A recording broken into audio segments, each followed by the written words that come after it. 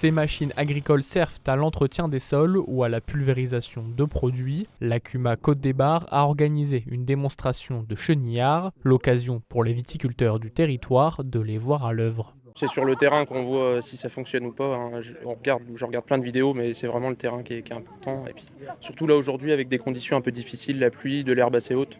Donc voilà, le matériel n'était pas forcément, c'était pas forcément facile pour lui. Et un matériel là, en l'occurrence qui me plaît pas mal, donc à voir si c'est possible de l'intégrer chez moi par rapport au matériel déjà présent sur l'exploitation. Je suis pas convaincu par les robots pour l'instant, c'est pas forcément la priorité au sein de l'exploitation. Je préférerais trouver du monde et avoir du monde plutôt que déléguer à des machines. C'est pas forcément le souhait de supprimer la partie main d'œuvre, c'est d'essayer de la trouver, de la former et puis voilà, de travailler avec.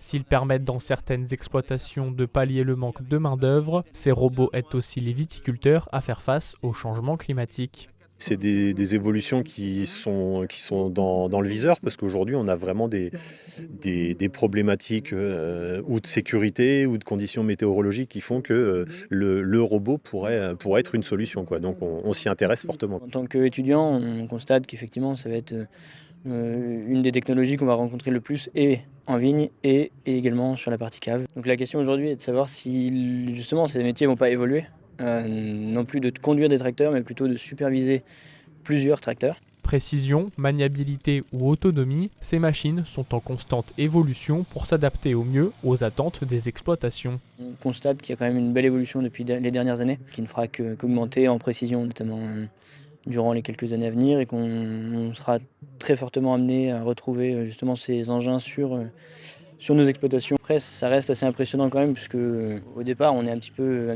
pas forcément toujours serein de se dire la machine est-ce qu'elle va s'arrêter, est-ce qu'elle va pas écraser à droite à gauche des plants. Au départ, était un peu sceptique sur le fait que le robot puisse travailler absolument tout seul. On est sur des précisions aux alentours de 2,5 cm.